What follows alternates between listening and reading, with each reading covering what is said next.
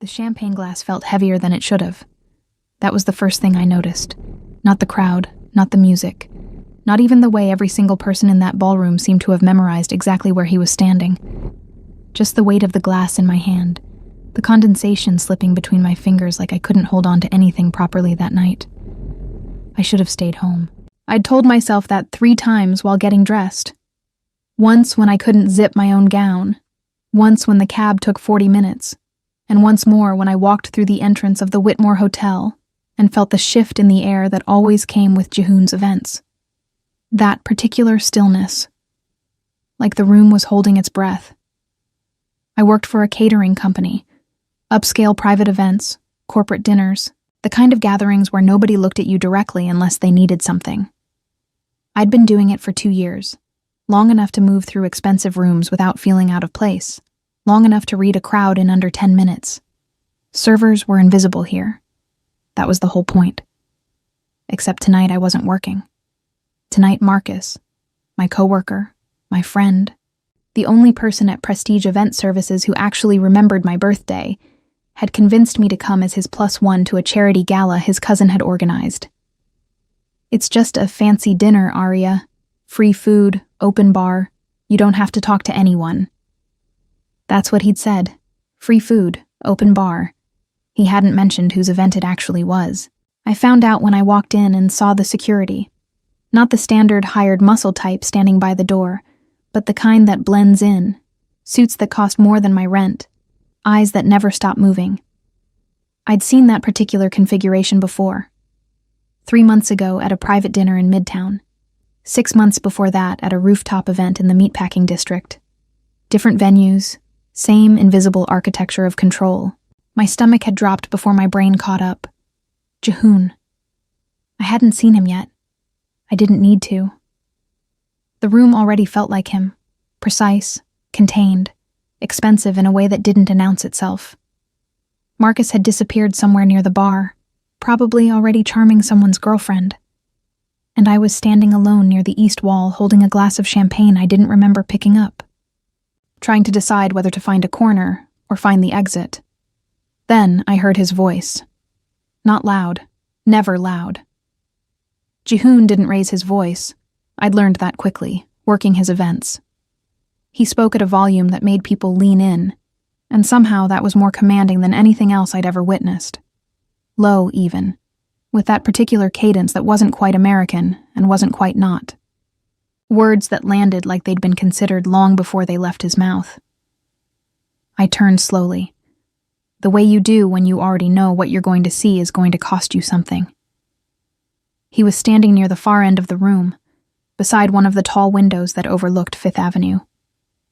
Dressed in all black, jacket, shirt, no tie, the collar open just enough to show the edge of the tattoos that climbed his neck.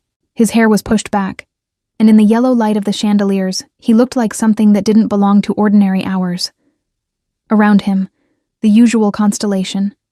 2 men positioned at a careful distance, close enough to act, far enough to seem like furniture.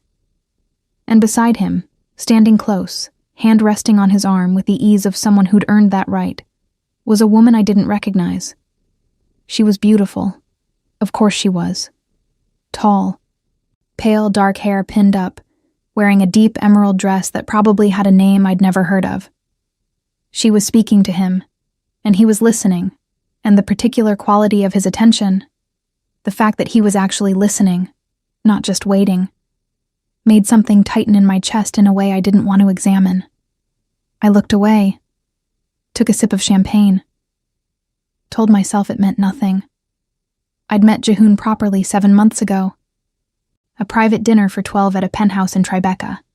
The kind of job where we were briefed beforehand on what not to do, what not to hear, how not to look at certain people. I'd almost laughed at the briefing until I walked in and understood immediately that it was serious. He'd noticed me because I'd broken a rule. Not a dangerous one. I'd made eye contact, direct, accidental, for maybe 2 seconds before I remembered myself and looked at the tablecloth. In a room full of people making very deliberate efforts not to see him clearly, I'd looked straight at him like he was just a person. He'd called me over. Just a slight gesture. one finger barely lifting from the table. "And when I came," he'd said very quietly, "you're new." "To this event," I'd answered, because I was nervous, and honesty was my default defense mechanism. Something in his expression had shifted, almost imperceptibly. "Don't look so afraid," he'd said. "It makes my guests uncomfortable." I didn't know if that was a threat or a reassurance. I still didn't know, 7 months later. What I knew was that after that night, Prestige kept booking me for his events specifically. Not officially, nobody said his name on the assignment sheet, but I learned to recognize the pattern. Learned which venues, which preparation protocol, which particular silence in the briefing room meant him. And somehow, gradually, without anything I could point to or describe properly, I'd started to matter to those evenings in a way that went beyond carrying trays. He'd remember what I'd said at the last event. He'd redirect conversations when I was nearby, as if he didn't mind me hearing.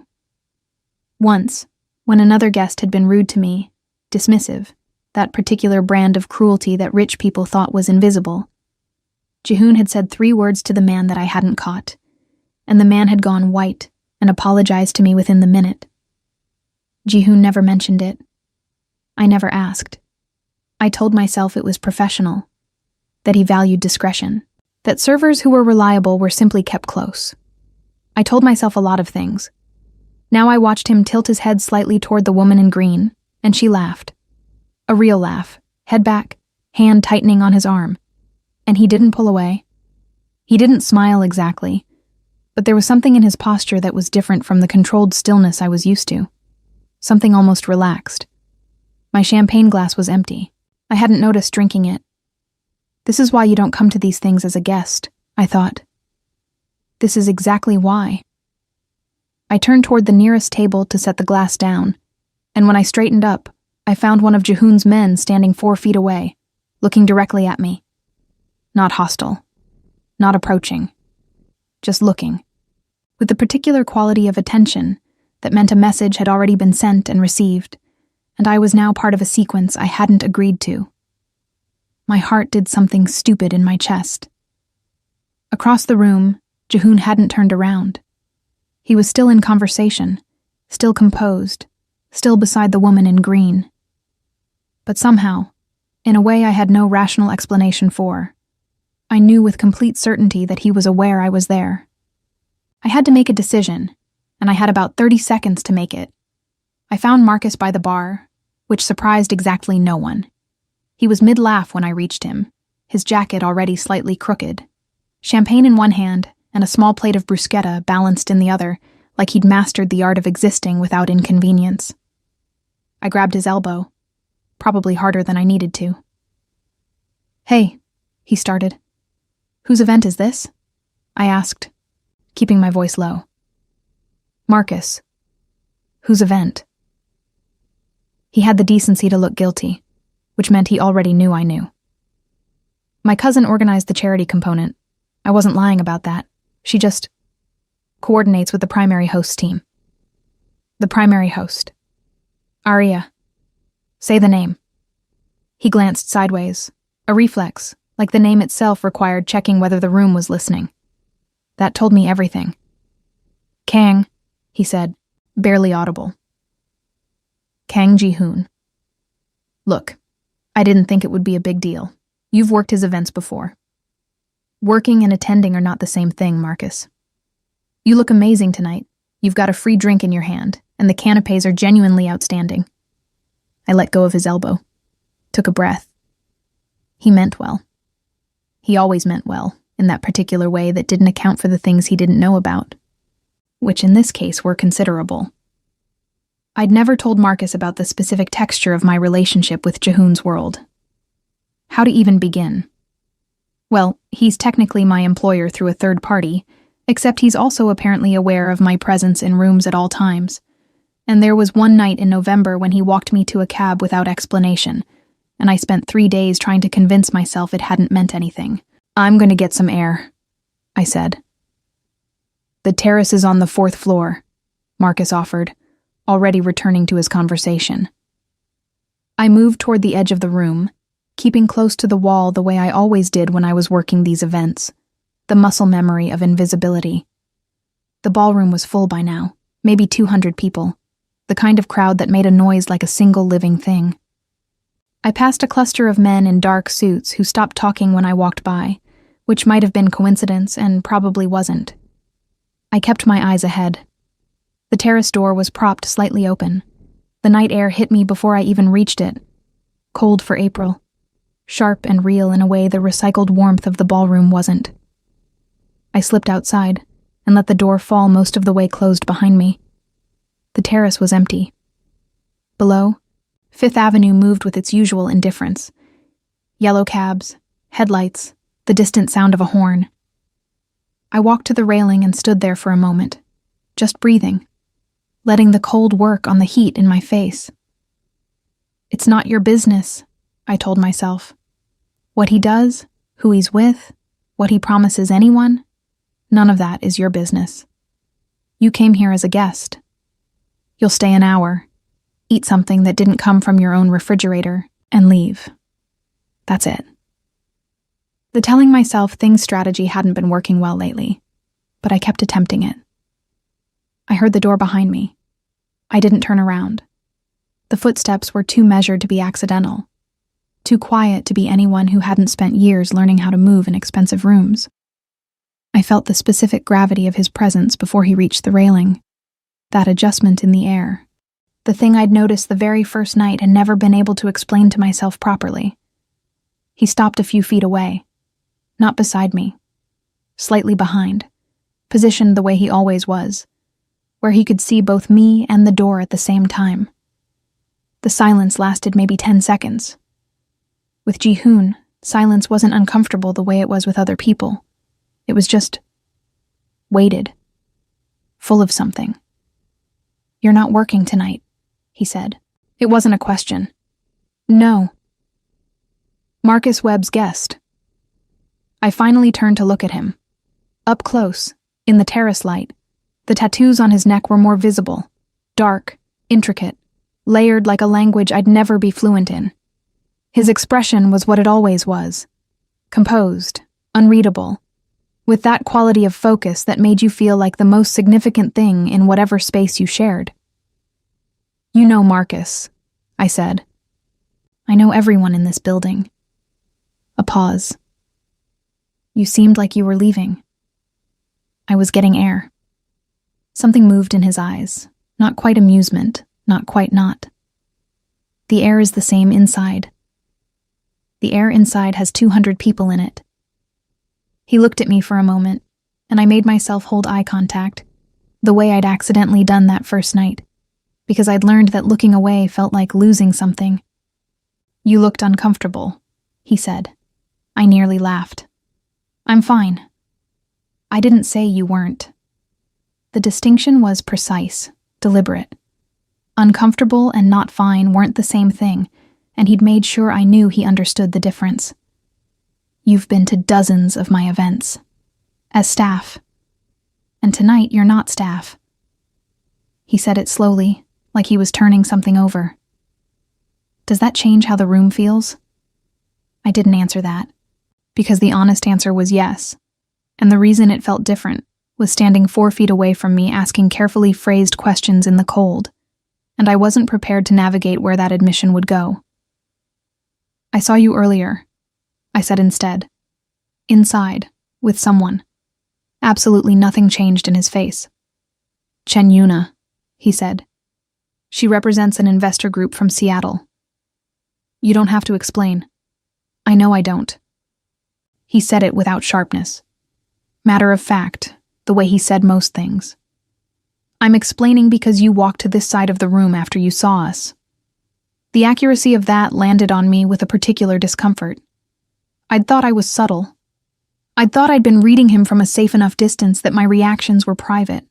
The idea that he'd tracked my movement across a 200-person ballroom while appearing to be entirely focused on someone else. That shouldn't have surprised me by now. And somehow it still did. "I needed air," I repeated. "Arya." My name in his mouth still did something I hadn't developed immunity to. He used it rarely, and always with that particular weight, like he'd thought about whether to use it first. I looked at the skyline instead of at him. "She's an investor," he said again, quiet, final, like closing a door. I nodded once. It wasn't really about Chen Yuna, and we both knew it. It was about the shape of everything I couldn't name, the 7 months of almost something, the way his world kept pulling me into its orbit, despite the fact that I was a caterer from Crown Heights, who didn't belong anywhere near the Whitmore Hotel as a guest. It was about the woman in green, and the ease of her hand on his arm, and the laugh she'd gotten out of him, and the part of me I was still pretending didn't exist that had watched all of it from across a ballroom, and felt the specific ache of something I'd never been offered. "I should go back inside," I said. He didn't move, didn't step aside, didn't say, "Don't go." He wouldn't. That wasn't how he operated. But he also didn't shift the weight of the silence, didn't release me from it the way he could have with a single word. Then his phone buzzed in his jacket. Once, twice. He glanced at it. The briefest look, the kind that processed information in under a second, and something in his posture changed, almost imperceptibly. A tension that came in and immediately got locked down. "Stay on the terrace," he said, and his voice was different. Not louder. Just certain, the way an instruction is certain when it isn't optional. "What?" But he was already moving back toward the door, phone to his ear, speaking Korean in a low continuous stream, and the two men who had apparently been standing at the terrace entrance, I hadn't even seen them, and I'd been standing there for 10 minutes, were repositioning themselves in a way that suddenly made the terrace feel much smaller. I turned back to the railing. My hands found the cold metal and held on. Below, Fifth Avenue kept moving. Indifferent, continuous. And somewhere behind me, through the glass and the crowd and the careful architecture of his world, something was happening that I wasn't supposed to see. And he had made sure I was outside, contained, accounted for, before he walked toward whatever it was. I stood there for a long moment, in the cold, understanding something I hadn't let myself understand before. He knew exactly where I was. He always had. They kept me on that terrace for 22 minutes. I know because I checked my phone twice, once at minute 8, when the cold had worked its way through the fabric of my gown, and I started seriously considering whether ignoring Jihoon's instruction was a survivable decision, and once at minute 17, when one of the men by the door shifted his weight in a way that felt like a response to something I hadn't heard. At minute 22, the same man stepped aside and gave me a single, almost imperceptible nod. Permission to re-enter my own evening. I walked back into the ballroom with my arms crossed against the cold still sitting in my skin. And the first thing I noticed was that the room had changed. Not dramatically. The music was the same. The crowd density was the same. The chandeliers still threw that warm amber light over 200 people performing wealth at each other. But there were fewer dark suits near the east wall, and the particular quality of tension that had lived under the surface of the event like a current was gone. Whatever had happened had been resolved, and resolved cleanly, and no one in that room who wasn't supposed to know about it would ever know. That was the world I kept accidentally standing at the edge of. Marcus found me before I found him, appearing at my shoulder with a fresh glass of champagne and the look of a man who had been watching a door for 20 minutes. "You okay?" "Fine," I said, taking the glass. "You were outside for a while."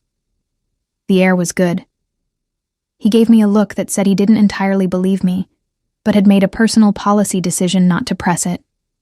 One of Marcus's better qualities. We stood together for a moment, watching the room, and I was grateful for the normalcy of him. Slightly crooked jacket, bruschetta crumbs on his lapel, absolutely no awareness of the undercurrents that had just moved through the space around us. I didn't see Ji-hoon for the next 40 minutes. I ate something. Small plates circulating on trays. The kind of food that was more architecture than sustenance. And I talked to Marcus's cousin briefly, a sharp-eyed woman named Denise, who organized charitable galas for a living, and had strong opinions about floral arrangements. I laughed at something she said. I felt almost normal. Then I went to the restroom, and that's where I heard it. The women's lounge on the 4th floor was the kind of space that cost more to maintain than my apartment. Marble counters, low lighting, a small seating area with upholstered chairs near the entrance.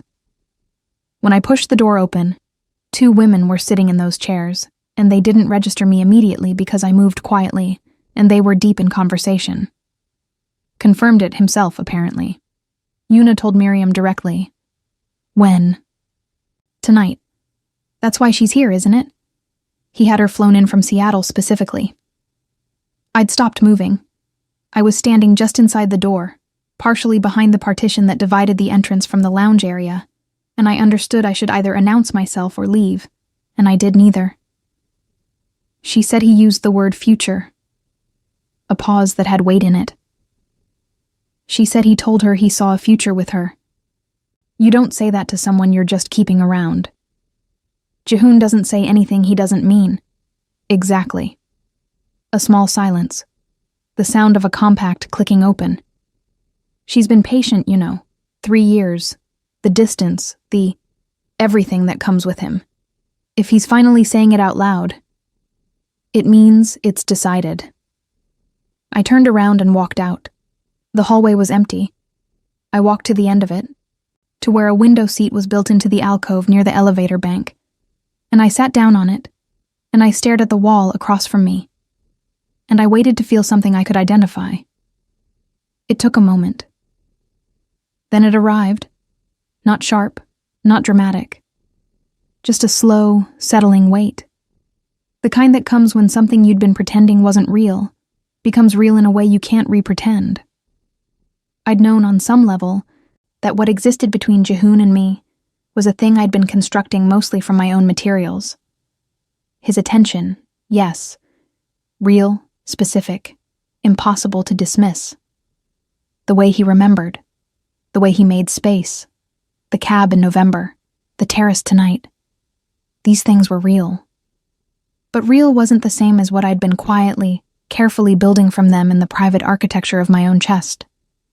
He saw a future with her. Yuna, the woman in green. The one who'd been patient for 3 years. The one who knew what she was agreeing to when she agreed to it. Who existed inside his world rather than perpetually on its border. Who was here tonight because he'd had her flown in, which meant something that didn't require interpretation. I sat with it for a minute. Maybe 2. Long enough to let it be real. Then I stood up, went back to the lounge, fixed my lipstick in the mirror with hands that were steady, and walked back to the elevator.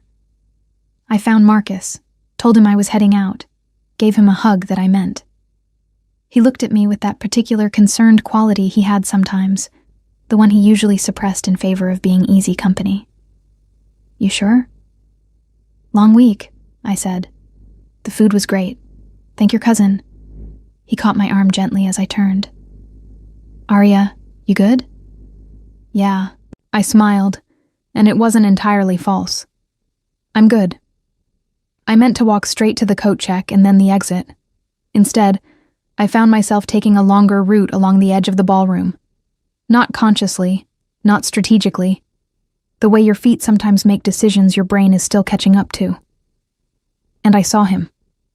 Jihoon was standing near the center of the room now, Chen Yuna beside him again, and he was speaking to a group of 4 people with that composed authority that never looked like authority until you were on the receiving end of it. He wasn't performing anything. He was just present. Fully, completely present, the way most people never manage to be.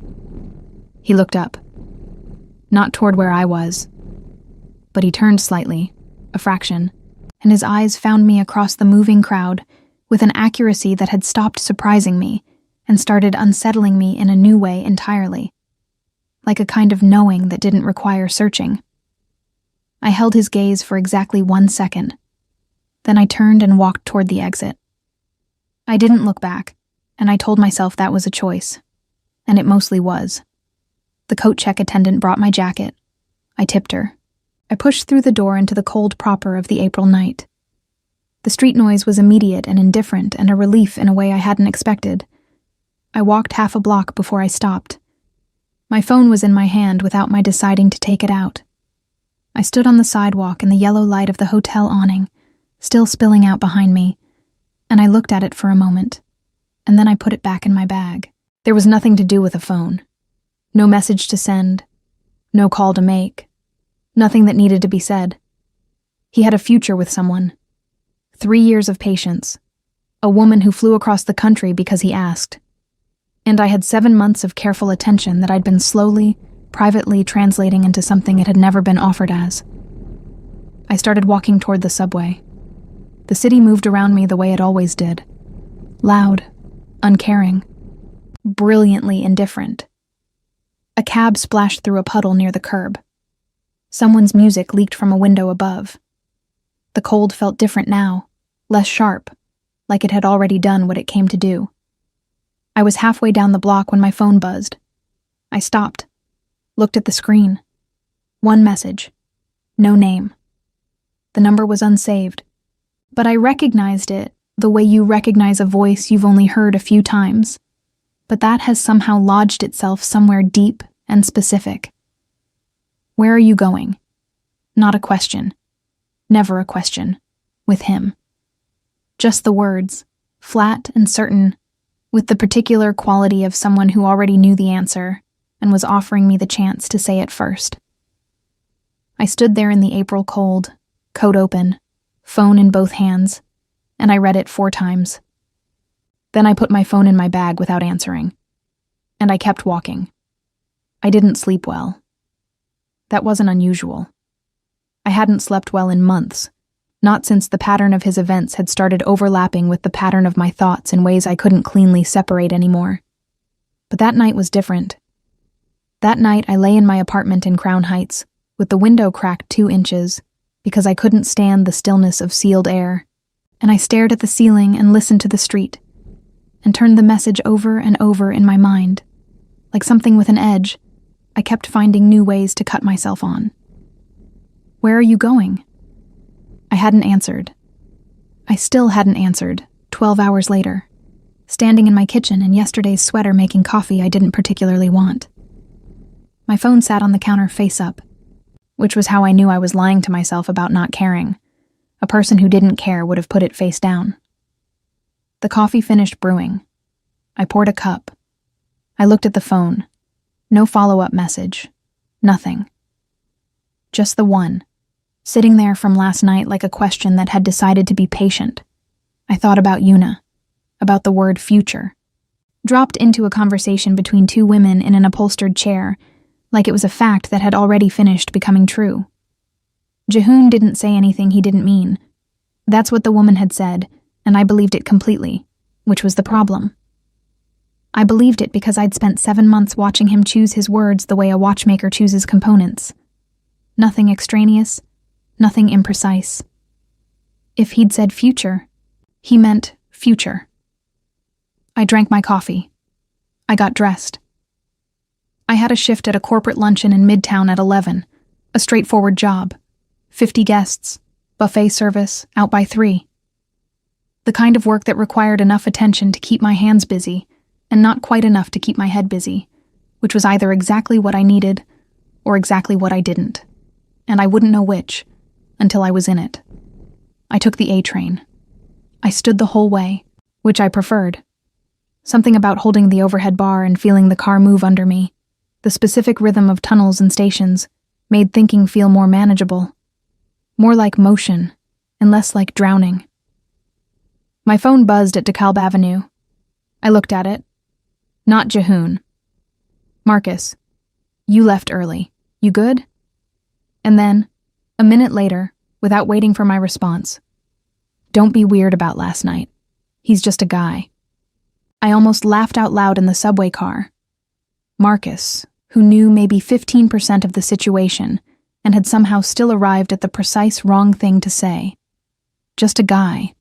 The man who had flown a woman across the country because he'd decided she was his future, who tracked movement across crowded rooms without appearing to look, who had sent 2 words into the cold night after me like a hand catching a door before it closed. Sure, just a guy. I typed back, I'm fine, talk later. Sent it, put the phone away. The luncheon was in a glass-walled conference space on the 38th floor of a building near Bryant Park, the kind of corporate event where everyone was performing being relaxed during what was actually a business meeting with better food. I moved through it on autopilot, replenishing trays, clearing plates, navigating the particular social geometry of people who were eating and networking simultaneously. My supervisor, a brisk woman named Carolyn, who'd been doing this for 15 years and had the energy of someone who'd made peace with invisibility, gave me one approving nod midway through the service that meant I was doing fine. I was always doing fine. That was my particular skill. Showing up, being competent, leaving no trace. It was almost 2 o'clock when I went down to the service corridor to restock, and I found one of Jehoon's men standing outside the freight elevator. I recognized him, the one from the terrace, the one who'd given me the nod. He was in a different suit today, charcoal instead of black, but the posture was identical, and the quality of stillness was unmistakable. He wasn't looking at me in a threatening way. He was just standing there with the particular patience of someone who had been told to wait and was waiting without opinion. I stopped. "What is this?" "Mr. Kang would like a few minutes," he said. Neutral, professional, like this was a completely ordinary sentence. "I'm working. Your shift ends at 3. He's aware." The fact that Jehoon knew my schedule, that someone had looked into it, that he'd sent a person here in advance, should have alarmed me more than it did. What it actually did was something more complicated. Something that lived in the same neighborhood as Alarmed, but with different furniture. "Where?" I said. "Downstairs. He has a car." I stood there for a moment, weighing it. The rational options were clear. I could say no, go back upstairs, finish my shift, take the train home, and continue the process of building appropriate distance that I'd started last night when I walked out of the Whitmore and didn't answer his message. That was the sensible architecture. Instead, I heard myself say, "Tell him I'll be down at 3. The man nodded once and stepped back. I went back upstairs and finished my shift. At 3:02, I walked out of the building onto 40th Street, and the car was there. Black, unmarked, parked at the curb with a second man standing near the rear door. He opened it when he saw me. I got in. Jehoon was already inside. He was sitting against the far door, jacket off, one arm resting along the back of the seat. In the daylight, real daylight, gray and flat through the tinted windows, he looked different than he did at his events. Still composed, still precise, but without the particular formality that venues added to him. More like himself, maybe, though I had no reliable information about what that actually was. He looked at me when I got in, didn't say anything immediately. The car pulled into traffic. "You didn't answer," he said. "I know." "Why?" I looked out the window at Midtown moving past. "Because I didn't know what to say." A pause. "That's not like you. You don't know me that well." "Aria." The name again, weighted, placed. "I know you well enough." The confidence of that. Not arrogant, just factual, the way he stated things he was certain of, landed somewhere in my chest and stayed there. I turned to look at him. He was watching me with that quality of attention that I'd once mistakenly categorized as professional interest, and had been slowly, reluctantly, reclassifying ever since. "I heard something last night," I said. I'd decided on the way down in the elevator that I wasn't going to perform not knowing. I was tired of performing. About Yuna. Nothing changed in his face, but there was a stillness that arrived, slightly different from his regular stillness, more intentional. "What did you hear?" "That you told her you saw a future with her." I kept my voice even. 3 years. That you had her fly in because that it's decided. The car moved through a yellow light. Outside, a food cart vendor was arguing cheerfully with someone in a language I didn't catch. "Who told you that?" he said. "It doesn't matter." It matters because it's not accurate. I looked at him. Which part? Any of it. He said it quietly, without emphasis, the way he said things he considered settled. Then, after a moment, Yuna and I have known each other for 4 years. Her family has business connections to mine. That's the extent of it. She doesn't know that. Something moved behind his eyes. A recognition, maybe. Something he was filing and would address. No, he said. She may not. The honesty of that was its own kind of thing. He wasn't performing innocence, wasn't constructing a defense. Just acknowledging the gap between what he understood the situation to be and what someone else had been building in the same space. I recognized that gap. I'd been living in my own version of it. Why am I in this car? I asked. He looked at me for a long moment. The city moved outside. Because you walked out, he said, and you didn't answer. And I don't. A brief pause, the first I'd ever heard him take. The first time I'd ever seen him reach for a word. I don't do well with things I haven't been given an explanation for. In 7 months, I had never once heard him say, I don't do well with anything. The words sat in the car between us like something delicate that had been set down carefully. I looked at his hands. Still, folded, resting in his lap with a control that was habitual and constant. And I thought about the terrace, about the text message, about the man sent to a freight elevator in Midtown to wait without opinion. You could have just called, I said. You wouldn't have answered. He was right, and we both knew it. The car stopped at a light somewhere in the 50s, and for a moment the only sound was the engine idling and the muffled city outside. And I sat with the impossible fact of being in this space with this person, neither of us pretending anymore that this was about catering work, or event staffing, or any of the other categories we'd been using to file what this actually was. I didn't know what I was walking away from, I said, finally, quietly. I still don't. He held my gaze. Something shifted in his expression. Not much, just enough. I know, he said. And then, as if that were a complete thought, he looked out the window. The light changed. The car moved, but his hand, resting on the seat between us, had shifted 2 inches closer to mine. Barely noticeable. Deliberate in the way that only things he chose were deliberate. I didn't move away. The car took me home. Not to a restaurant, not to a neutral location, not to one of the controlled environments where Jehoon conducted everything else in his life. He asked for my address with the same tone he used for everything. Quiet, assuming compliance not through pressure but through a kind of gravity.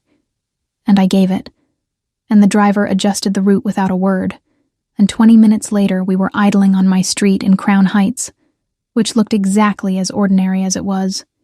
A corner bodega with hand-lettered signs, a group of kids on bikes, a woman walking a dog so small it was practically a rumor. Jehoon looked out the window at all of it without comment. I should have gotten out immediately. I had my bag in my lap and my hand near the door handle and the entire sensible structure of self-preservation available to me. Instead, I sat there for a moment, in the particular silence that existed only in his presence. Not uncomfortable, never quite comfortable, something in between that I'd stopped trying to name. The thing with Yuna, I said. You need to tell her. He turned to look at me. Whatever she thinks is happening, whatever she's been telling people. I held his gaze, steadier than I felt. She's been patient for 3 years. She deserves an honest conversation, not just a slow disappearance. A beat. He looked at me with that unreadable quality, and then something behind it. Something I didn't have enough information to fully decode but recognized as a form of being seen. Yes, he said. Just that. Yes. Not a defense, not an explanation. An acknowledgement that arrived without friction. I nodded once. Opened the door. Arya. I stopped, half in, half out of the car, the Crown Heights air replacing the climate-controlled quiet of the interior. Saturday, he said, I have a dinner. Private. At the house in Riverside. A pause that wasn't quite a pause. More like a space he was making. I'd like you to come. Not as staff. I stood there in the open door of a car that cost more than a year of my rent, on a street where Mrs. Patterson from 4B was now watching from her window with unconcealed curiosity. And I thought about 7 months of almost something. About the terrace. About a message sent into the cold that didn't ask a question but somehow was one. About a hand that had moved 2 inches and waited. I'll think about it, I said. Something in his expression shifted. Barely, just at the edges. Almost, in someone with a less controlled face. A smile. All right, he said. I got out, closed the door. The car stayed at the curb for a moment, engine running, and I didn't look back because I was working on a personal policy of not performing my own uncertainty for an audience. I walked to my building door, got my key out, let myself in. From the lobby window, I saw the car pull away. I spent Thursday existing in the ordinary texture of my life with unusual attention, the way you sometimes do when you've been reminded that ordinary has its own specific weight. I worked a breakfast service in the financial district. I called my mother, who wanted to tell me about a cousin's engagement, and asked if I was eating enough, in that order of priority. I reorganized my closet, which I'd been meaning to do for months, and found a cardigan I'd thought I'd lost, and experienced a disproportionate amount of satisfaction about it. I didn't think about Saturday. I thought about it constantly. Friday afternoon, I was restocking supplies in the prestige storage room when Carolyn appeared in the doorway with a clipboard and a look that meant administrative something. You're off the books Saturday, she said, not looking up. Override from the client coordinator. Personal day. I straightened. I didn't request a personal day. No, but it was requested on your behalf. She made a note. Apparently, you have a prior commitment. She left before I could respond. I stood among the folded linens and stacked glassware and understood, with a clarity that should have been irritating, and was instead something else entirely, that Jehoon had already decided I was coming to dinner on Saturday. Not because he'd override my refusal. He wouldn't. I was certain of that now in a way I hadn't been at the beginning, but because he knew me well enough, apparently, to understand that my "I'll think about it" had already been a yes. The embarrassing part was that he wasn't wrong. I sat down on a supply crate and laughed, quietly, alone among the linens. A short, real laugh that surprised me a little. Then I took out my phone and typed a message to the number I'd never saved. You had Carolyn give me a personal day. The response came in under a minute. Your shift would have conflicted. That's not how personal days work. It is now. I stared at the screen. The possessiveness of it, practical, unapologetic, arriving without ceremony, was absurd. It was the kind of thing that should have made me close the conversation and reconsider my entire series of recent decisions. Instead, I felt something warm settle in my chest, unhelpfully. What time? I typed. 7. I'll send a car at 6:30. I put my phone in my pocket and went back to work. Saturday arrived gray and quiet, the kind of April day that couldn't decide whether it was still winter. The house in Riverside turned out to be a townhouse on a tree-lined street. Nothing ostentatious from the outside, just clean lines and dark brick. The kind of architecture that communicated wealth through restraint. The car stopped in front of it at 6:52. I'd been early, which I always was, which meant I'd spent 20 minutes telling myself to stop checking how I looked. The door opened before I reached it. Not Jehoon. One of his men. Same practiced neutrality. He led me through a hallway that smelled like cedar and something cooking, into a sitting room with low furniture and walls that held actual art, not decoration. Pieces that had been chosen by someone with specific taste, and no need to explain it. I stood there alone for maybe 2 minutes. Then Jehoon came in. He was in a dark shirt, no jacket, sleeves pushed to his forearms, the most casual I'd ever seen him. The tattoos disappeared into the fabric, and the overall effect was of someone who was, for once, not managing a public-facing version of himself. He looked at me the way he always looked at me, and I let myself look back the way I'd been carefully not allowing myself to for 7 months. "You came," he said.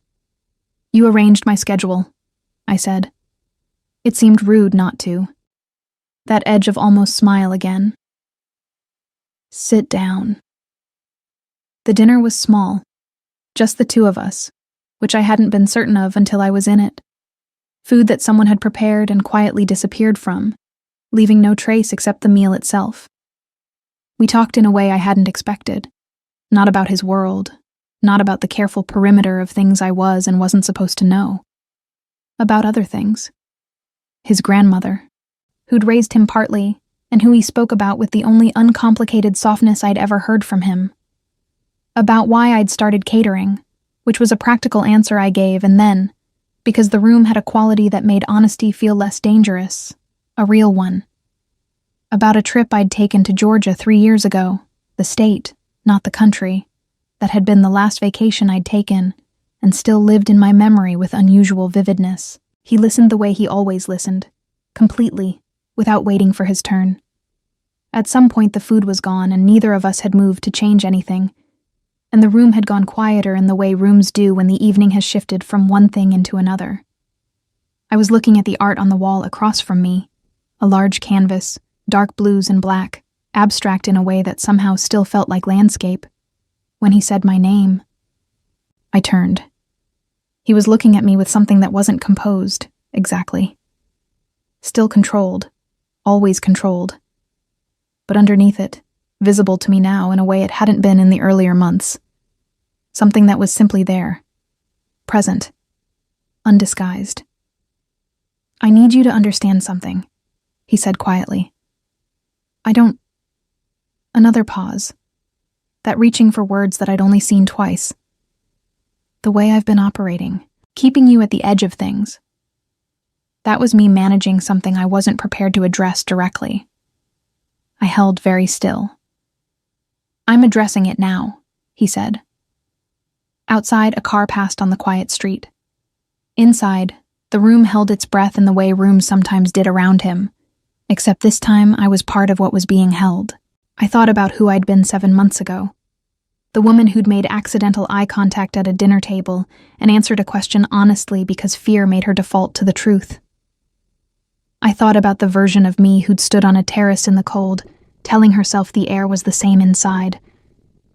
Who'd walked out of a ballroom in silence carrying something she hadn't let herself name. "Okay," I said. Just that. One word. Quiet. Returned to him with the same weight he'd put into his own.